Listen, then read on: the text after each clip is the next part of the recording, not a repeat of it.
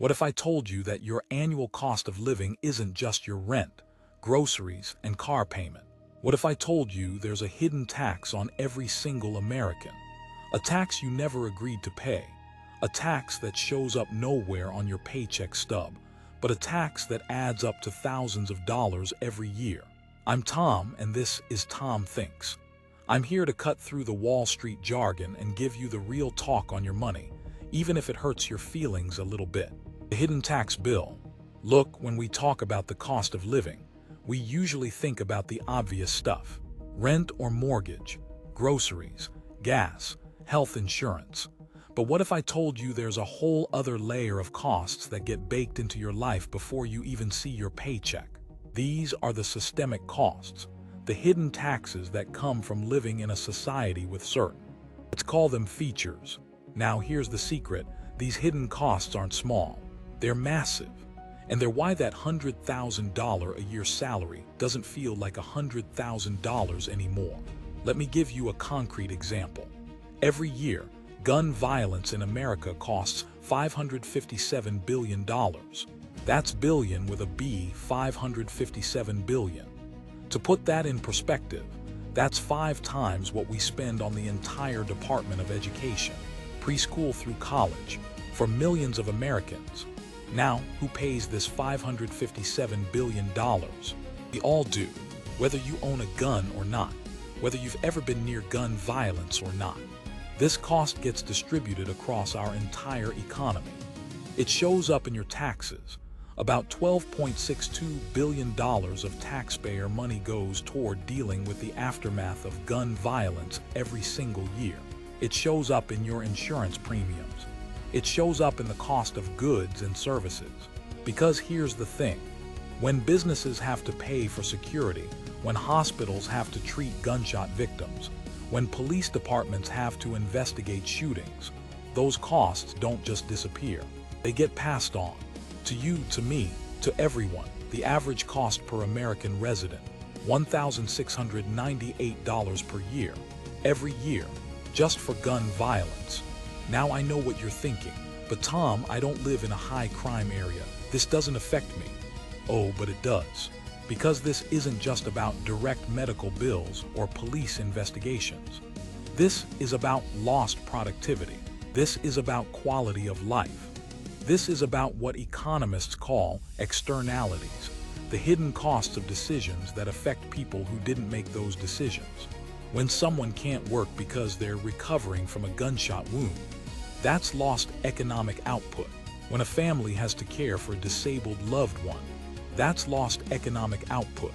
When communities live in fear, that's lost economic potential. And all of that lost potential, it makes everything more expensive for everyone. Stick with me here, because this is where it gets interesting. This $557 billion isn't evenly distributed. In states with stronger gun laws, the cost per resident is less than half the national average. In Massachusetts, it's about $503 per person. In Mississippi, $3,323 per person. That's a difference of nearly $3,000 per person per year. That's money that could be going toward education, toward infrastructure, toward actually making life better. But instead, it's going toward cleaning up a mess. Honestly, think about what you could do with an extra $3,000 a year. That's a car payment. That's a significant chunk of rent. That's breathing room. But instead, that money is vanishing into a system that's designed to react to problems rather than prevent them. And this is just one hidden cost, one of many. We haven't even talked about healthcare. We haven't talked about pharmaceuticals. We haven't talked about the financial system. But before we get to those, I want you to really sit with this number: $1,698 per person per year. For gun violence alone. That's not a political statement, that's math, that's economics. That's your money, the medicine tax. Now let's move on to another hidden cost that's draining your wallet: pharmaceuticals. Americans spent $535 billion on prescription drugs in 2018. That's a 50% increase since 2010. Let that sink in. 50% increase in 8 years. while wages have been, well, let's just say they haven't kept up. But here's what really gets me about this number. It's not just that drugs are expensive. It's why they're expensive, and who's paying for the research that makes these drugs possible in the first place. You see, pharmaceutical companies receive massive taxpayer subsidies. Since the 1930s, the National Institutes of Health has invested close to $900 billion in the basic and applied research that formed both the pharmaceutical and biotechnology sectors. $900 billion of taxpayer money. Your money, my money. And what do we get in return? Well, let's look at insulin, a life-saving drug that's been around since the 1920s. The price has increased by 197% between 2002 and 2013. In the 10 years before that, the price nearly tripled. Today, a vial of insulin retails for around $300. But here's the kicker. A 2018 study estimated that the cost of making a year's worth of insulin for one patient ranges from $78 to $133. So we're paying $300 for something that costs less than $150 to make. And remember, taxpayers funded the research that made this drug possible in the first place.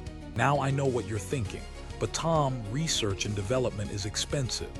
And you're right, it is, but here's the thing. Pharmaceutical companies also get research and development tax credits. They get tax deductions for their marketing expenses.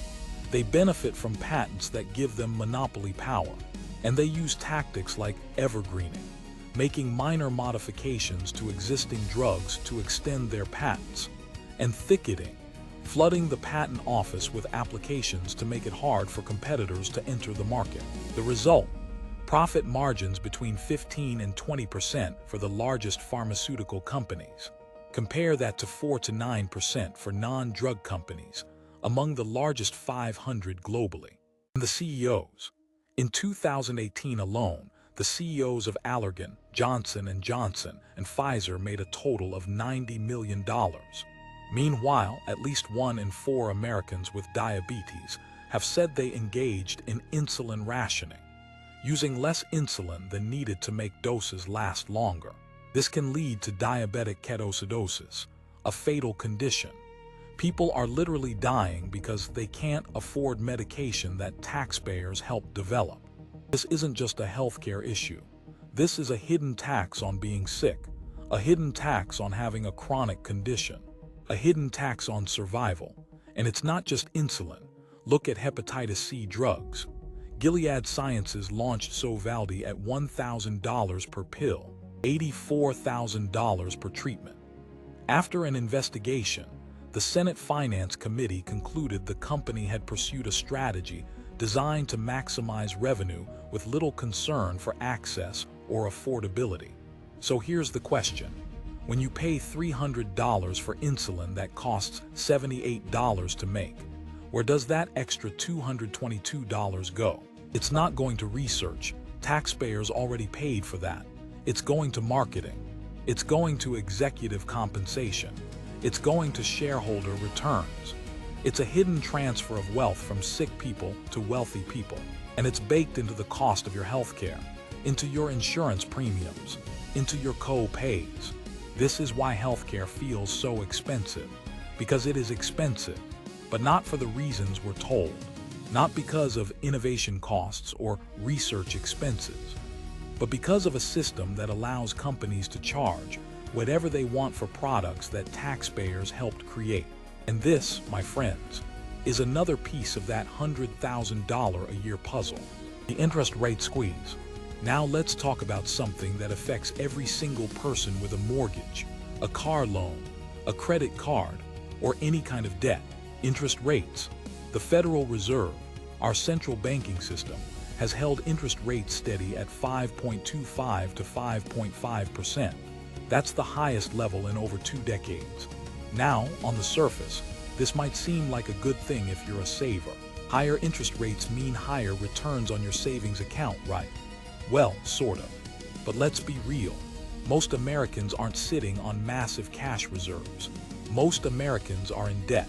The average American household carries about $100,000 in debt. And when interest rates go up, the cost of servicing that debt goes up. Let's take a mortgage.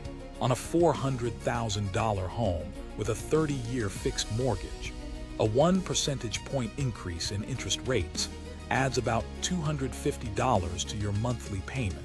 Over 30 years, that's $90,000 in extra interest payments. $90,000. That's almost a whole extra mortgage.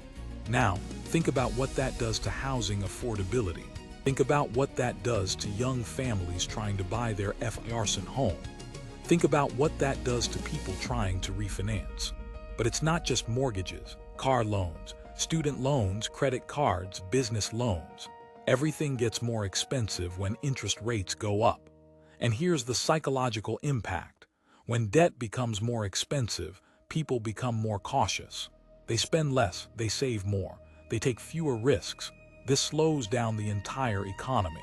Now, the Federal Reserve has a difficult job. They're trying to balance maximum employment with stable prices. They're trying to fight inflation. And right now, inflation is still above their 2% target. So they're keeping rates high. But here's what nobody talks about. Who benefits from high interest rates? Banks, financial institutions, people with large cash reserves. And who gets hurt? Everyone else. People with debt, people trying to buy homes, small businesses trying to get loans. This is another hidden transfer of wealth, from borrowers to lenders, from the middle class to the financial sector. And it's all perfectly legal, perfectly normal, part of monetary policy. But let me ask you this. When was the last time you heard someone from the Federal Reserve talk about how their policies affect the average American's ability to buy a home, to start a business, to get out of debt? They talk about price stability and maximum employment. They talk about data dependence and inflation targets.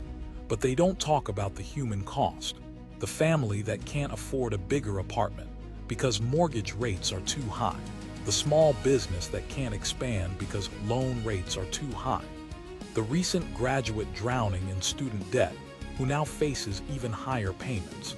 This interest rate squeeze is invisible to most people. You don't see it on a receipt. You don't see it in your grocery bill, but you feel it in your mortgage payment, in your car payment, in your credit card statement. And it's not small change. For the average American household with $100,000 in debt, a 1 percentage point increase in interest rates could mean thousands of dollars per year in extra payments. Thousands of dollars that could have gone toward savings, toward retirement, toward your kids' education. But instead it goes to banks, to financial institutions. This is the interest rate tax. And like the gun violence tax and the pharmaceutical tax, it's hidden. It's baked into the system, and it's making that $100,000 a year salary feel smaller and smaller. Corruption premium. Now, I want to talk about something that's even harder to quantify, but affects every single dollar you spend. Corruption, not the obvious kind, not the brown paper bag full of cash kind, but the systemic kind. The kind that's built into our economic system. The kind that shows up in higher prices, lower quality, and fewer choices. Look at the research on global corruption scandals. Siemens paid approximately $1.4 billion in bribes to government officials around the world. Who paid for those bribes? Not Siemens executives, not the government officials who took them. You did, I did, we all did. Because when a company pays bribes to win contracts, those costs get passed on to consumers. In higher prices, in lower quality, in projects that don't get built properly. Now you might be thinking, but Tom, that's in other countries. That doesn't happen here. Oh, but it does. It just looks different. It looks like pharmaceutical companies spending $283 million on lobbying in 2018 alone. It looks like industry insiders getting appointed to government positions, where they oversee the very industries they came from. It looks like a revolving door between government and corporate America. And what does this corruption premium cost us? Well, let's look at the numbers. Countries lose around $500 billion per year in corporate tax avoidance. That's enough to pay for the UN's aid budget 20 times over. That's money that could be going toward education, toward healthcare, toward infrastructure, but instead it's sitting in offshore accounts, in shell companies, in tax havens. The Panama Papers exposed 214,000 shell companies created to hide identities. The Paradise Papers showed how corporations use tax haven to reduce their taxes drastically. And who pays for this? We do. In higher taxes to make up for the lost revenue, in reduced services because governments have less money to spend, in a system that favors the connected over the competent. But here's what really gets me about the corruption premium. It's not just about money. It's about trust. When people don't trust the system, they participate less. They invest less. They take fewer risks. They become more cynical. And that cynicism has a real economic cost. Think about it. If you don't trust that the playing field is level, why would you start a business? Why would you invest in your education? Why would you take any risk at all? You just hunker down. Protect what you have. And when everyone does that, the entire economy slows down. Now I know this sounds abstract, but let me make it concrete. Remember the insulin example. The company that charges $300 for something that costs $78 to make. That's not just market forces. That's a system that allows it. That's patents that prevent competition. That's lobbying that prevents regulation. That's a revolving door that puts industry insiders in charge of oversight. And we all pay for it. In our insurance premiums, in our medical bills, in our taxes that fund the research that makes these drugs possible. The corruption premium is the most insidious of all the hidden costs because it's so hard to see. It doesn't show up on a price tag. It doesn't show up in your bank statement, but it's there. In every transaction, in every price, in every choice that's available to you, and it's making everything more expensive. The state lottery. Now, let's bring this back to something tangible. Something you can actually see in your daily life, where you live. Because here's the thing, all these hidden costs, they're not evenly distributed. They vary wildly depending on what state you live in. Remember the gun violence costs. In Massachusetts, it's $503 per person per year. In Mississippi, it's $3,323. That's a difference of $2,820 per person per year. Now, think about what that means for a family of 4. In Massachusetts, they're paying about $2,000 per year in hidden gun violence costs. In Mississippi, they're paying over $13,000. That's the difference between a family vacation and no family vacation, between saving for college and not saving for college, between financial stability and financial stress. But it's not just gun violence, it's everything. Healthcare costs vary by state. Tax burdens vary by state. Cost of living varies by state. And here's what nobody tells you. These variations aren't random. They're the result of policy choices, of political decisions, of systems that have been built over decades. Look at Missouri versus Washington State. Similar population sizes. Missouri, 6.1 million residents. Washington, 7.6 million. But the cost of gun violence in Missouri, $17.6 billion. In Washington, $11.9 billion. That's a difference of $5.7 billion for similar-sized populations. Why? Policy. Missouri has some of the weakest gun laws in the country. No background checks on unlicensed gun sales. No permit required to carry hidden, loaded handguns in public. Washington requires background checks on all gun sales, has an extreme risk law, requires secure firearm storage, and the result, lower costs, less economic burden, more money available for everything else. Now, I'm not here to tell you which policies are right or wrong. I'm here to show you the math. And the math says, policy choices have economic consequences. They determine how much of your money goes toward cleaning up messes versus building something better. They determine whether you're paying a hidden tax for other people's choices. They determine whether your $100,000 salary actually feels like $100,000. And here's the psychological impact of this state lottery. It creates resentment. It creates division. It makes people in high-cost states feel like they're being punished. It makes people in low-cost states feel like they've figured something out. But the truth is more complicated. The truth is that we're all connected. That costs don't stay within state lines. That when one state has high healthcare costs because of gun violence, insurance companies spread those costs across all their customers.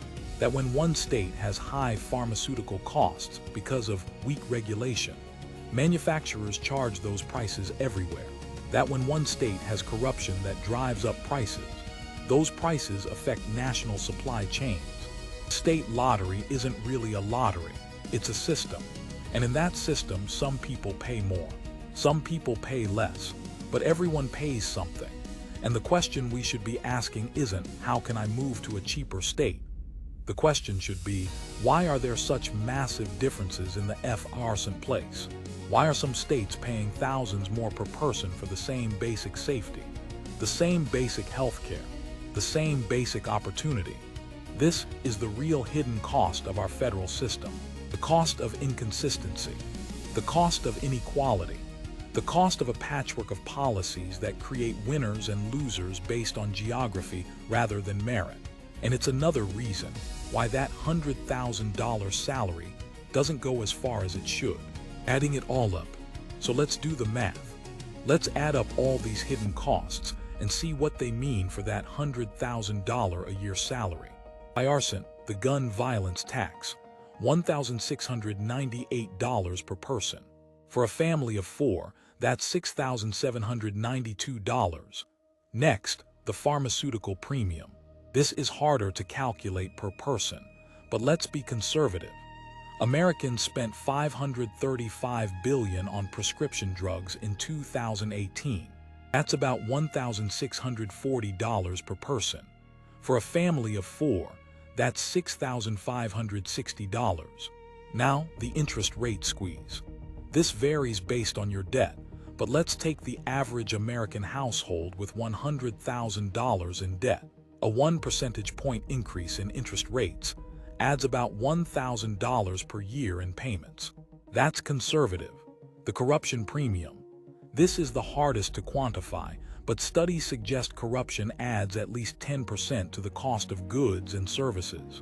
On a $100,000 income, that's $10,000. Now, let's add this up for our family of 4. Gun violence, $6,792. Pharmaceuticals, $6,560. Interest rates, $1,000.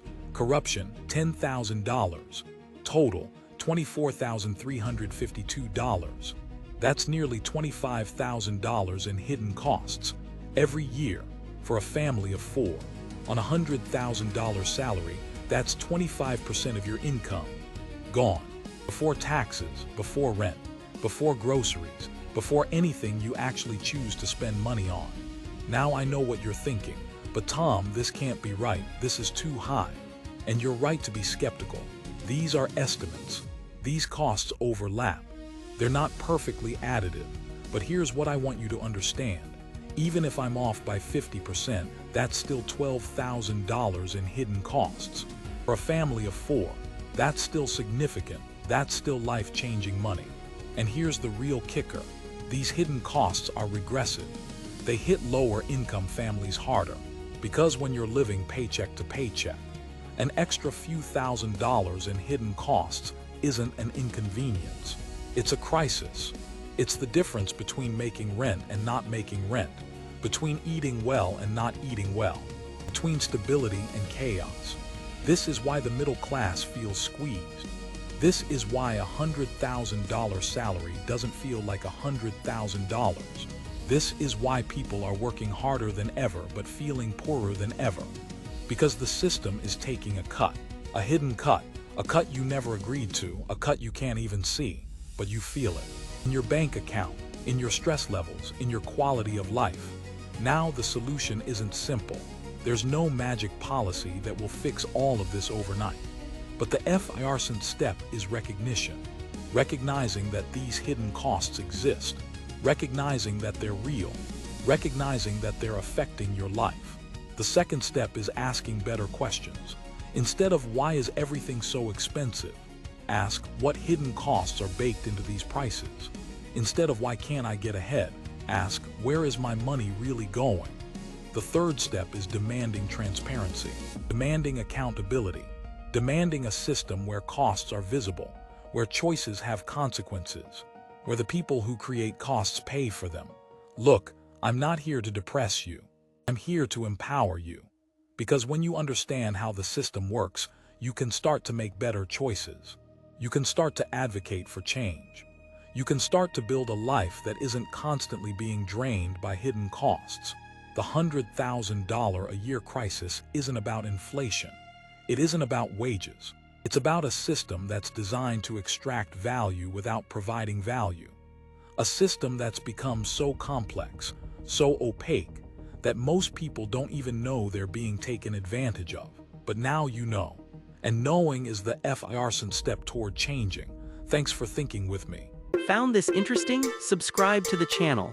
Give this video a like, share it out, and drop your questions or ideas in the comments. Until our next adventure.